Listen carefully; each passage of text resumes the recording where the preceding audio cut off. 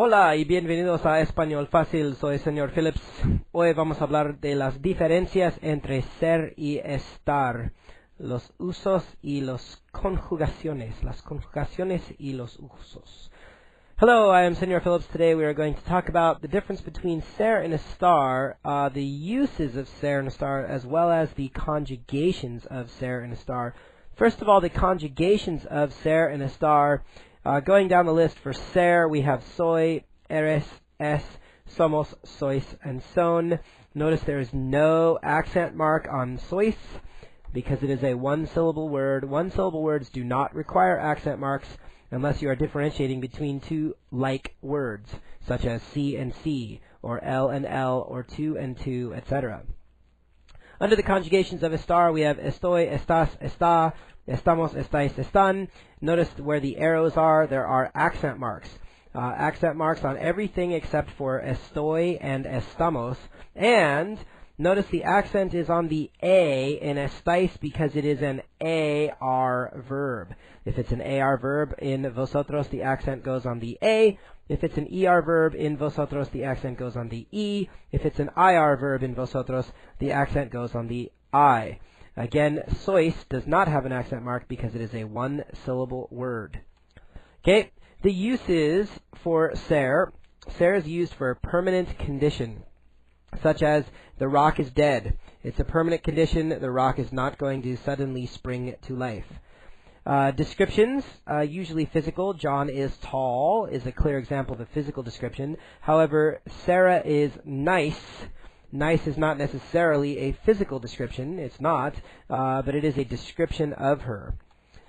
Origin, to tell a person's origin or nationality, such as he is Mexican, she is Peruvian, they are American. One's profession, she is a doctor, he is a lawyer, they are teachers. Again, we're talking about the verbs to be, ser and estar, which are I am, you are, he, she, or it is, we are, you are, and they are. Also for time on the clock, such as it is 3 o'clock, it is 1:30. The uses for estar, temporary conditions, such as if you were to put a glass of milk, which is typically considered cold, if you were to put a glass of milk into a microwave oven and temporarily warm it up, you would use estar to show that it is a temporary condition. Milk is not typically considered warm. If you just heated up a bunch of burritos in the oven and you wanted your family to eat them before they went cold, then you would be expressing the temporary condition that they are hot and they need to come and eat them before they cooled off. Emotions. She is sad.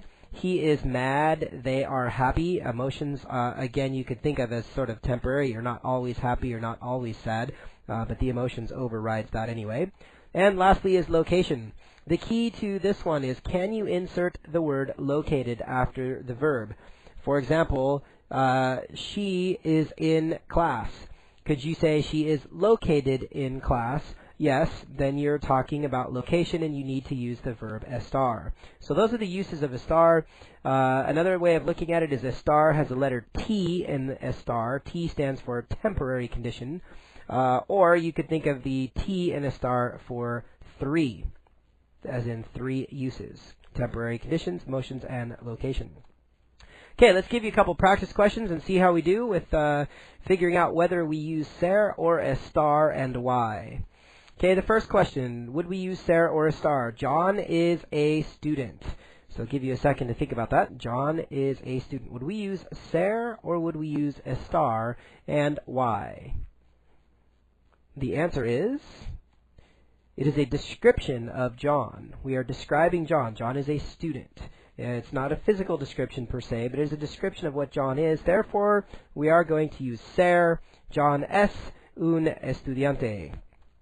Another example, she is happy. So figure out whether we're going to use ser or estar and why. Which one of the uses would we use for ser or estar? In this case, it is an emotion. She is happy. Therefore, we would be using estar. Ella está feliz, or ella está contenta, or ella está alegre. There's different ways to say happy. But either way, you would be using the verb estar to show emotion. Alamo is in California. Again, if we're not sure whether it's location or not, can we insert the word located after the verb? Alamo is located in California. Yes, that still works. Therefore, I know that I am talking location, and as such, I need to use estar. Alamo está en California.